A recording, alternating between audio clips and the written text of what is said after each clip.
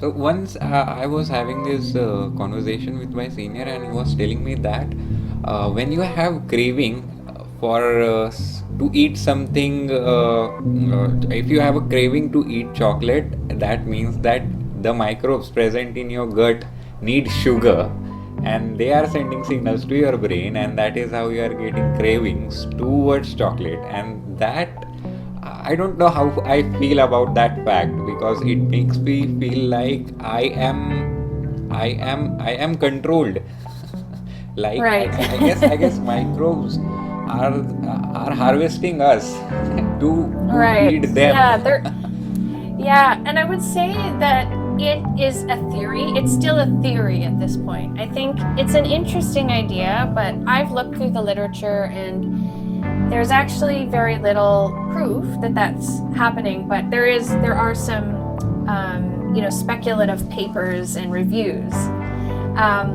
And so, yeah, so you don't have to worry, Mustafa. It may not be happening, but I think there's some element where the gut microbes are involved in that process of making you crave something. It's not them per se, maybe, but there's a whole process happening in your gut that is leading to you, like maybe, a cascade of effects leading to you wanting something, sugary or fatty or whatever it is. Hey, hi, welcome to Biotech Talks. What if I say that human intelligence, is to some extent controlled by the bacteria present in the gut? Yeah, so bacteria present here right now in my gut are controlling my intelligence. That is what I am saying. And if you are new to the term human microbiome, then this is an absolute shock for you. I can understand, but listen to me. The microbes present in your gut are contributing a lot to your health, to what you are. So, to know more about human microbiome and its application, this is the podcast for you. And today with us we have Kristina Campbell to explain to us about human microbiome. She is a science and biotechnology writer from Victoria, Canada. She writes about human microbiome and gut health in print media as well as online media globally. So, if after watching this podcast you want to know more about human microbiome, you want to know more about gut health, then do follow her website known as bykristinacampbell.com and do follow her on Twitter as well. The links are given in the description. So let's start with the podcast. Hey, hi Christina, how are you? Very well, thank you. And how are you? I'm doing great. So, starting with the first question of the podcast, why microbiome is considered latest discovered human organ? I mean, they are microbes. Yes, exactly. Yeah, it's quite fascinating. I think what we need to do first is start with some definitions of microbiota and microbiome. So several years back, some scientists published a paper trying to, talk about the definition of these terms. So there is a difference between microbiota and microbiome. Microbiota refers to this collection of microorganisms in a habitat. And then microbiome, the definition of that has been a little more contentious, maybe. So one definition proposed is the genes of all these microorganisms that live in a community. And that definition hasn't really stuck, I would say, in the scientific community. And I think in 2020, it was a group of scientists came together and published a new updated definition. And so what they have said is that the definition of microbiome is a collection of microorganisms and their habitat.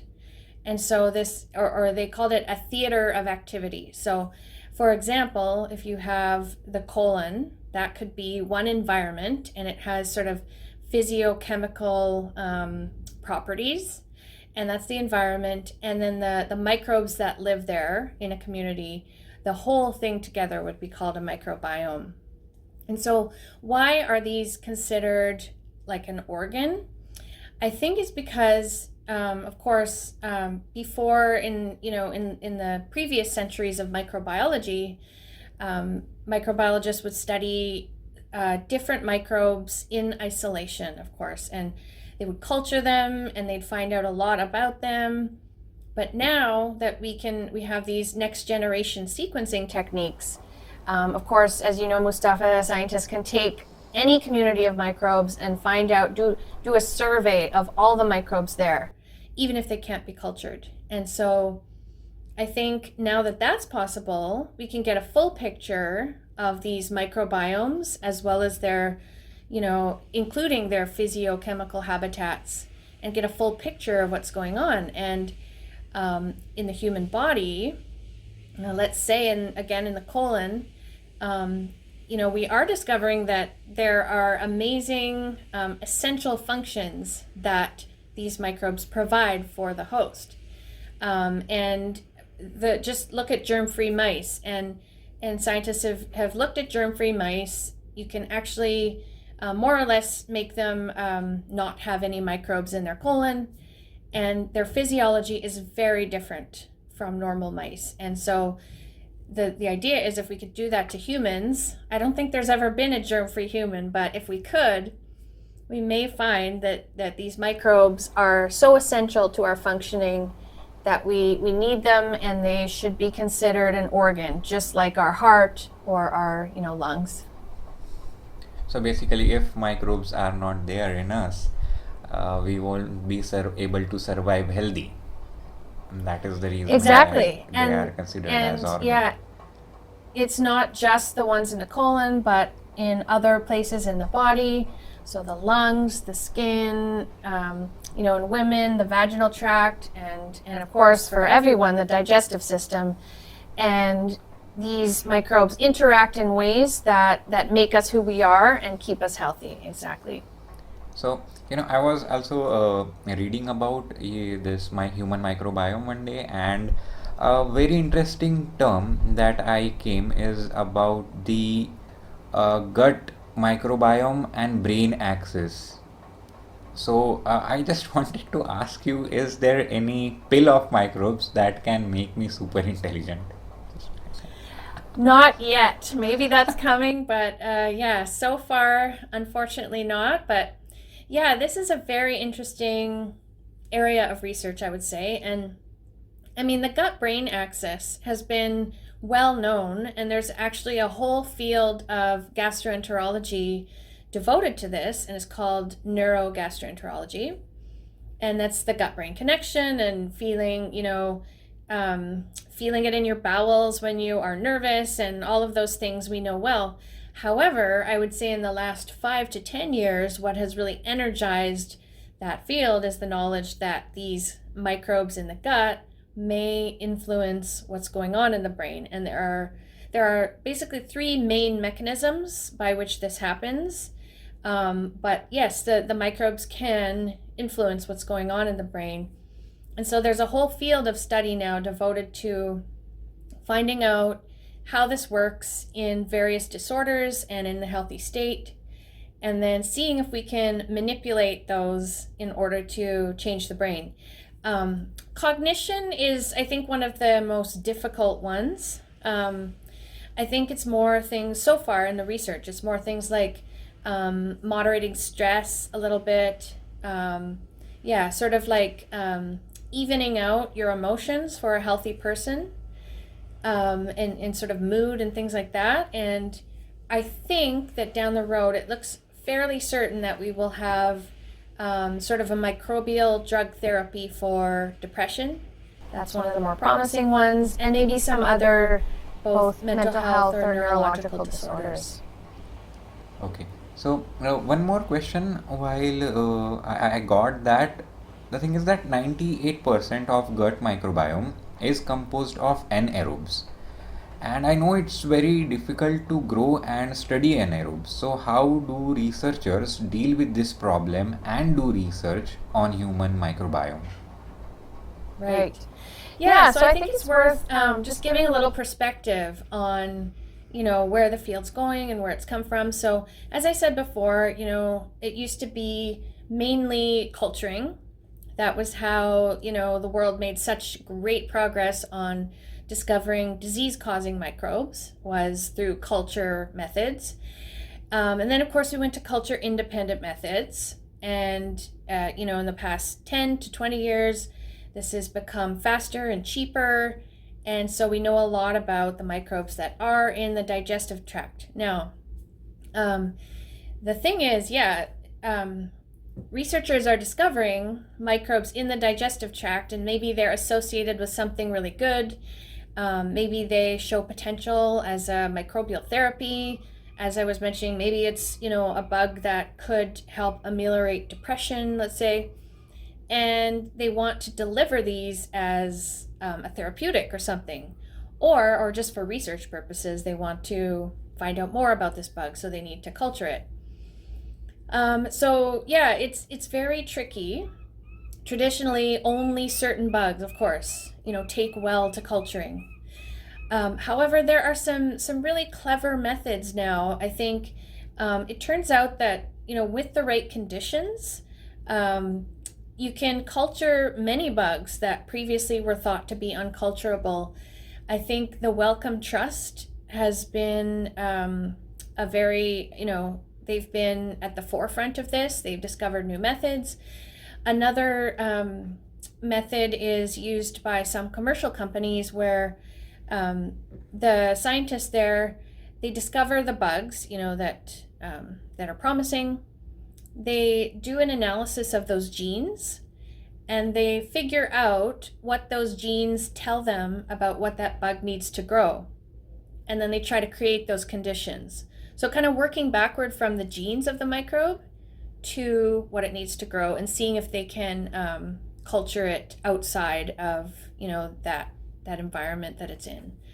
It's very interesting. And of course, it's all complicated by the fact that the microbiome is such a complex community, and bugs may not behave the same way in isolation that they do in the context of a whole community. And so there's this ecological sort of arm to the research, where researchers want to figure out, what are the other bugs necessary to get bug A to act the way you want it to. And so it's very complex, and developing therapeutics is really challenging, because if you get a bug in isolation and give it to a human therapeutically, it might not have anywhere close to the effect you want it to have. So you kind of have to, know a lot about the bugs, and then experiment in humans and other model systems. But nevertheless, there are, hundreds of microbiome companies advancing therapeutics for different indications, different diseases. So I think we're going to see a lot of progress in about 5 to 10 years in this area. And, part of what I do is I write about these companies, and so I'm keeping an eye on some of the ones that are the most promising. Yeah. So, what is the role of microbial biobanks? Microbial biobanks. So first of all, what are they? I think for anyone who's unfamiliar, they are collections of microbes, essentially. And there's different ways to collect them. I think some are, through citizen science. Some are through research studies. Some make a point of going to communities where they live a different lifestyle, or they're very remote, and collecting samples and putting them into a central place for storage. And of course, you need the minus 80 degrees Celsius freezer to really make sure the community does not change. And so, they collect these microbes and sort of store them for future use. And I think, they are good. I think it's really great to have a collection of microbes and these intact communities, essentially, that can be used for future research purposes.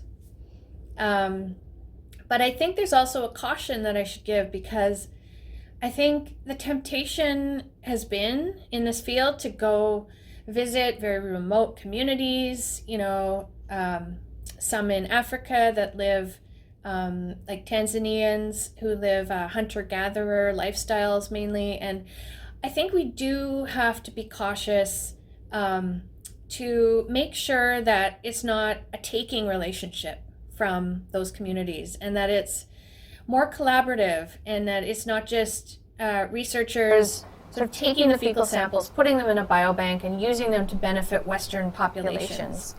I think we should make sure there's some equity and some, like, they call it parachute science when that happens, right? People parachuting in, doing the science, and then parachuting out. But I think we should make sure that that is more collaborative and respectful of what those communities need and want. So that's what I would say about biobanks. There's also an element of the personal biobank, and this may become a bigger thing in the years ahead, but it's possible, to give a sample of your own microbiome or several, samples to store, and that later, if you ever get sick, perhaps you could be given that back. So it's called an autologous fecal transplant, or it could be more sophisticated where, you could pare that down to a few bugs that you once had in your gut and restore some function.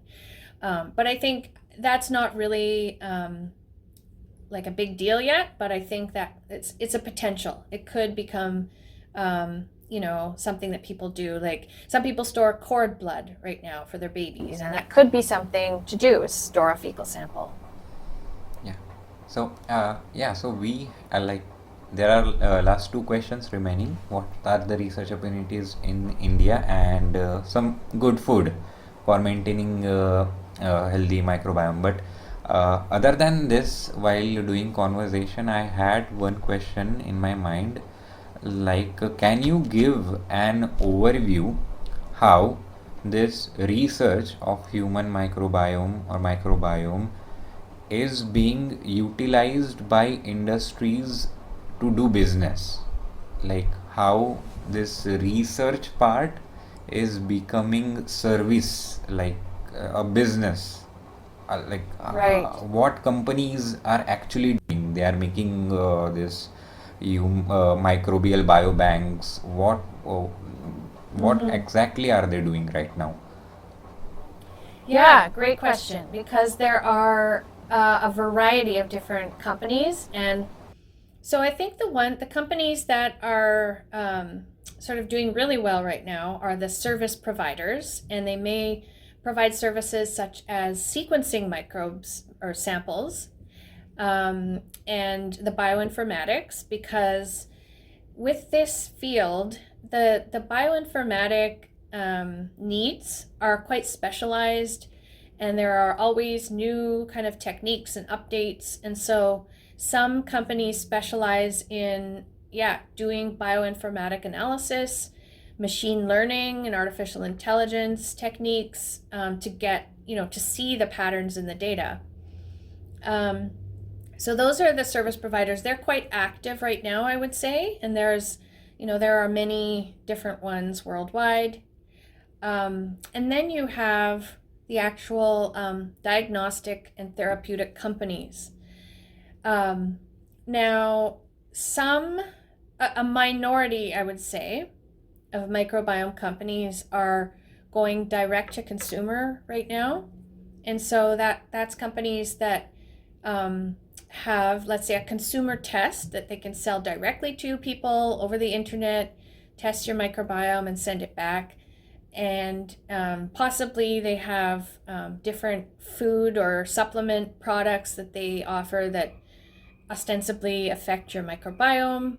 Again, it's buyer beware on those, because you should check if there's any science behind it. You should check for some scientific papers if you really want to know if it affects your microbiome.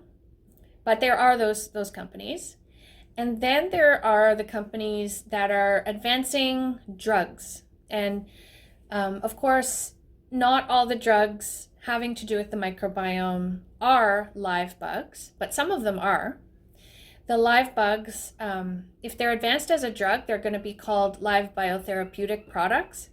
None of those are on the market really currently, but they're sort of working with regulators across Europe and across the US and different areas of the world to find a way to to administer safely and effectively bugs as drugs.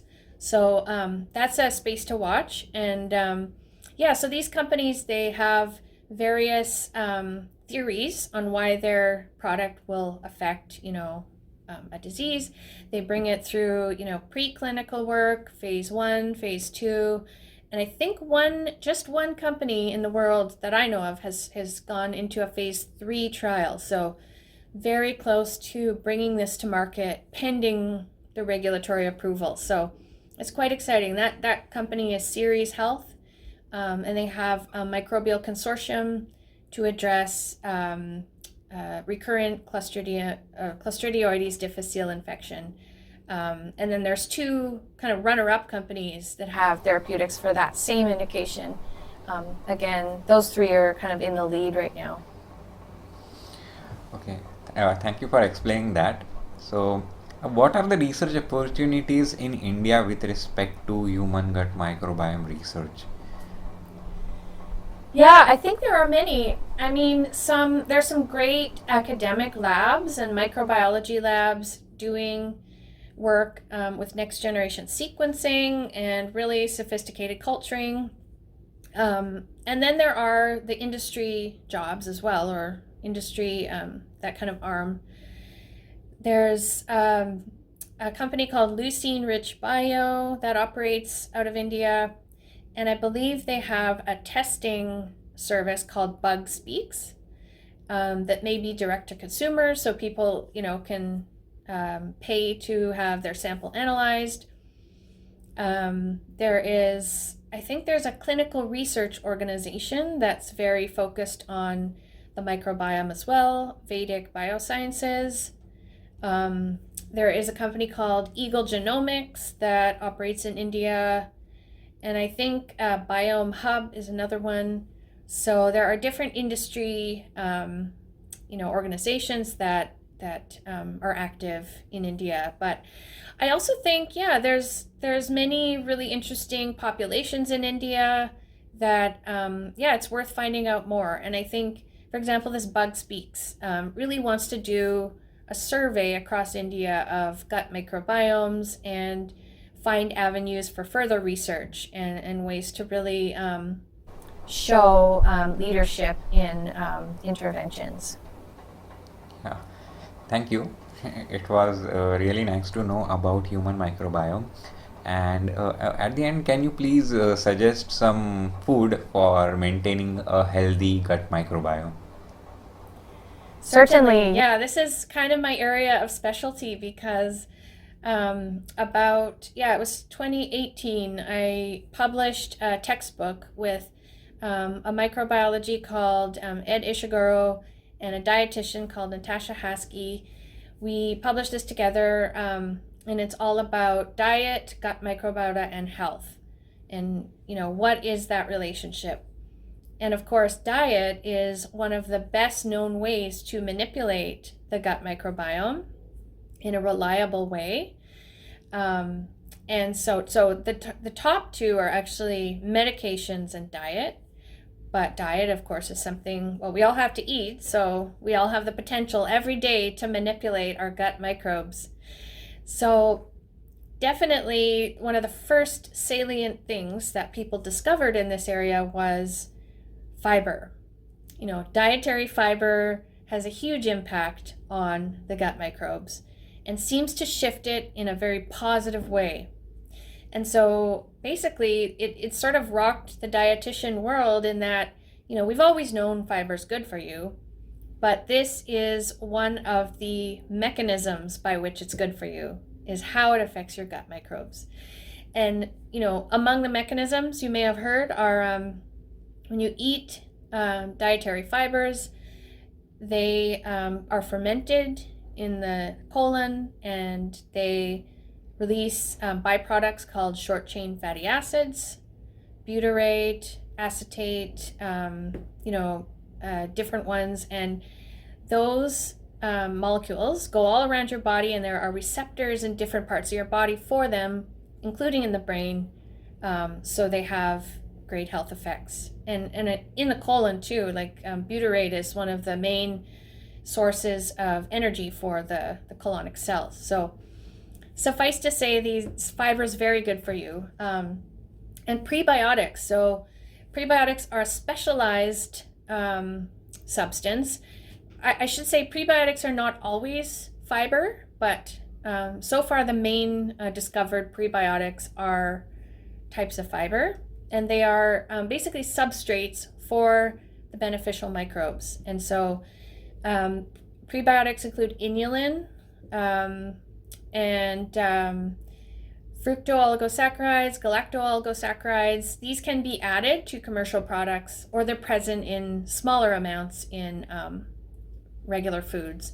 Some foods high in prebiotics are garlic, onion, leek, banana is very good, and Jerusalem artichoke. That one's very good, although it's not as tasty as some of the others. But if you can find a way to have a recipe where you have Jerusalem artichoke, it's a very good high fiber food.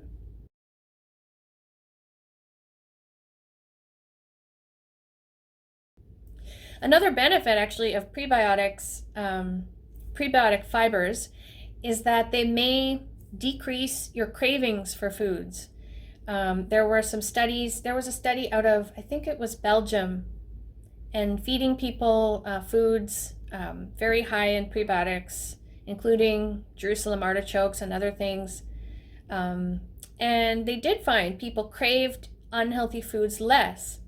They just wanted more healthy foods and, were more satisfied. So that's one benefit as well. So besides fiber, the other macronutrients, so we have carbohydrates, fats, and proteins.